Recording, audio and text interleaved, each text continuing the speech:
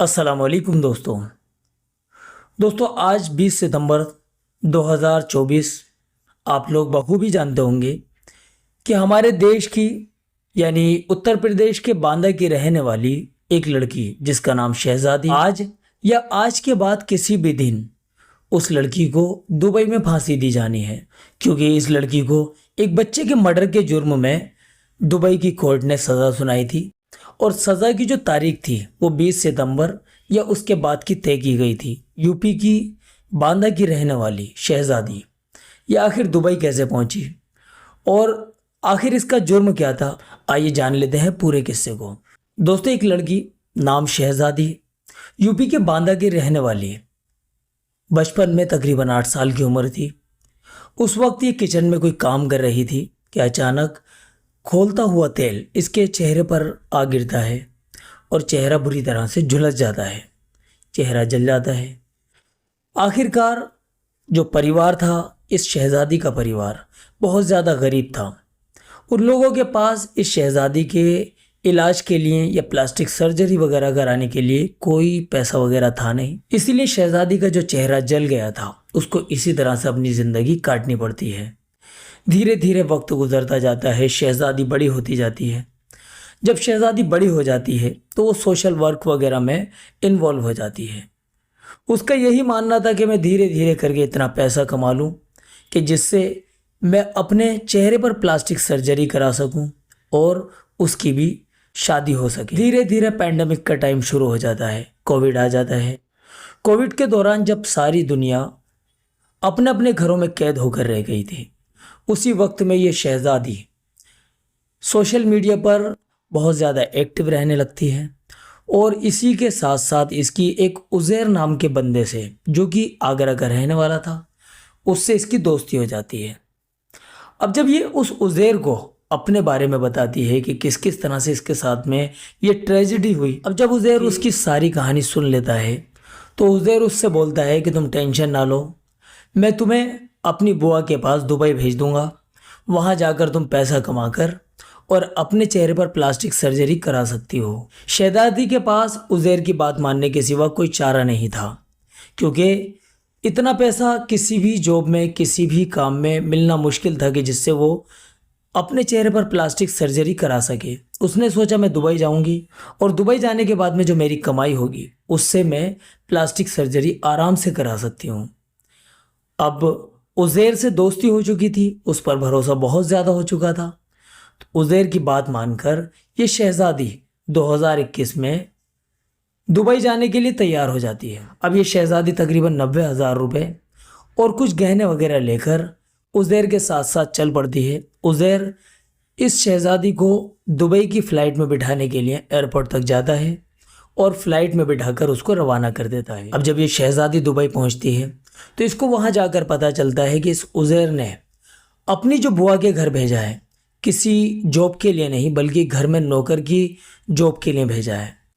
शहजादी वहां जाती है, उसको नौकर बनाया जाता है और घर के काम काज की जिम्मेदारी उस पर दे दी जाती है। जिस घर में ये शहजादी जॉब कर रही थी, उज़ैर की बुआ के घर में, उस घर में एक बच्चे की पैदाइश होती है। उस बच्चे की पैदाइश होने के बाद में अब ये जो शहजादी है इसके ऊपर उसकी जिम्मेदारी दे दी जाती है। अब ये उज़ैर की बुआ यानी उज़ैर की जो फूफी थी और उसके फूफा, ये लोग ऑफिस में अपनी जॉब पर चले जाते हैं। ये शहजादी घर पर रहती है और उस बच्चे की दादी, ये लोग घर पर रहते हैं कि अचानक ही बच्चे की हालत बिगड़ जाती है। बच्चे की हालत बिगड़ने की वजह तो असल में ये बताई जाती है क्योंकि उस बच्चे को एक दिन पहले ही एक इंजेक्शन लगाया गया था हॉस्पिटल की तरफ से और उसके बाद में उसकी तबीयत ख़राब रहने लगती है।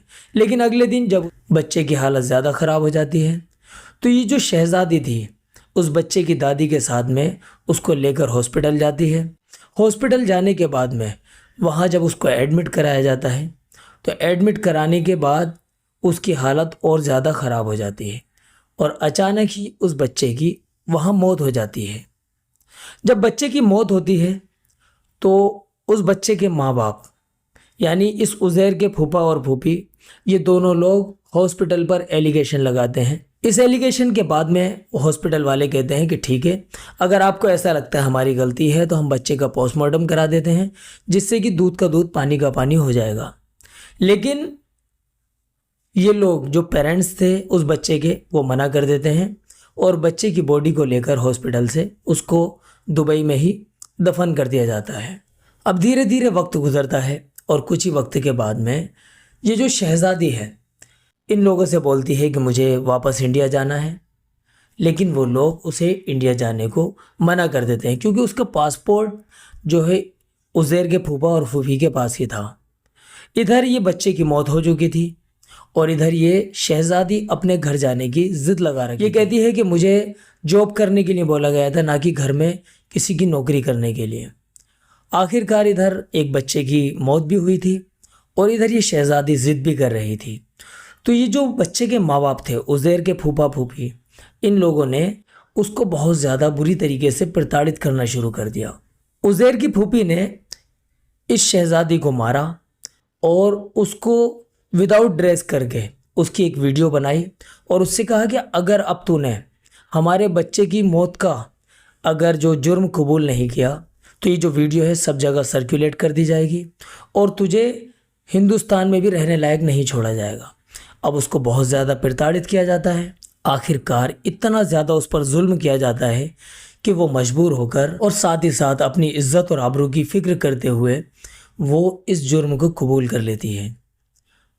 जब ये जुर्म कबूल कर रही होती है तो उसकी वीडियो बना ली जाती है और फिर उसके बाद में जो उज़ैर के फूफा फूफी जो कि ये दुबई में रहते थे, इन दोनों लोगों ने कहा कि ठीक है, अब चलो तुम्हें इंडिया भेजने के लिए तुम्हें एयरपोर्ट लेकर चलते हैं और तुम्हें फ़्लाइट से इंडिया रवाना कर देते हैं। वो इस शहज़ादी को अपने साथ लेकर जाते हैं। शहज़ादी बहुत ज़्यादा खुश थी कि अब मैं इंडिया वापस चली जाऊंगी, लेकिन उसको पता नहीं था कि अब उसके साथ कुछ और ही होने वाला है। ये दोनों लोग यानी उज़ैर के फूफा और फूफी, ये दोनों लोग उस शहज़ादी को कार में बिठा कर ले जाते हैं और वहाँ पुलिस थाने जाकर वो वीडियो दिखाते हैं और बताते हैं कि इसने हमारे बच्चे की जान ख़त्म करी है, इसने हमारे बच्चे की हत्या की है। जब पुलिस स्टेशन में ये बात पता चलती है, वीडियोस वगैरह देखी जाती हैं, तो इस शहज़ादी को हिरासत में ले लिया जाता है। अब क्योंकि शहज़ादी जो है बहुत ज़्यादा गरीब घर से, उसको वहाँ पर एडवोकेट वगैरह मिलना भी बहुत ज़्यादा मुश्किल था। आखिरकार जब ये केस चलने लगता है, यानी उज़ैर के फूफा फूफी इस केस को लड़ते हैं और जब केस चलने लगता है तो फिर अदालत इस शहज़ादी को फांसी की सज़ा सुना देती है। अब इस फांसी के लिए 20 सितंबर की डेट तय की जाती है। 20 सितंबर जो कि आज है, आज या आज के बाद कभी भी इस शहज़ादी को दुबई में फांसी दी जा सकती है। अब ये जो शहज़ादी है दुबई में बिल्कुल तन्हा, बिल्कुल अकेली है, इसका कोई जानने वाला नहीं है। लेकिन किसी तरह से जब इसकी बात अपने पेरेंट्स से होती है तो ये अपनी पूरी कहानी अपने पेरेंट्स को बताती है। इस शहज़ादी के पेरेंट्स ने, जो कि बहुत ज़्यादा गरीब हैं, उन्होंने हमारे देश के प्रधानमंत्री मोदी जी से, हमारे देश के राष्ट्रपति जी से, सभी से गुहार लगाई है कि आप दुनिया भर में फंसे हुए अपने हिंदुस्तानी लोगों को अक्सर बचाया करते हैं, अक्सर उनके लिए मदद करने के लिए आप लोग आया करते हैं, आप हमारी बच्ची को भी बचा लें। हालांकि ये लोग बताते हैं कि अभी तक किसी तरह की कोई सपोर्ट, किसी तरह की कोई मदद इन लोगों को अभी तक मिल नहीं पाई है। तो दोस्तों, ये जो शहज़ादी जो कि सोशल मीडिया पर फेसबुक के ज़रिए उज़ैर से मिली और उसके ऊपर इतना ज़्यादा ट्रस्ट हो जाता है कि उस ट्रस्ट के चलते वो उज़ैर पर इतना ब्लाइंड फेथ कर लेती है, इतना ज़्यादा भरोसा कर लेती है कि उसकी एक आवाज़ पर दुबई जाने के लिए यानी दूसरे देश में जाने के लिए तैयार हो जाती है। और अब आप देखिए कि आखिर उसका अंजाम क्या हुआ। हम अल्लाह ताला से बस यही दुआ करेंगे कि इस बेगुनाह शहज़ादी को अल्लाह ताला अपने हिफ्ज़ व अमान में रखे।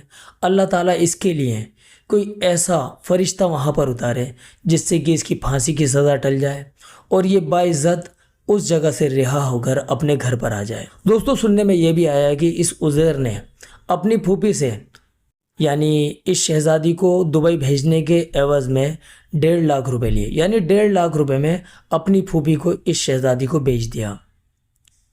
ये बहुत ज़्यादा अफसोसनाक खबर है, बहुत ज़्यादा दिल को झंझोड़ देने वाला किस्सा है। दोस्तों, इस वीडियो में इतना ही। मिलते हैं जल्दी आपसे अगली वीडियो में। अस्सलामु अलैकुम व रहमतुल्लाहि व बरकातुहू।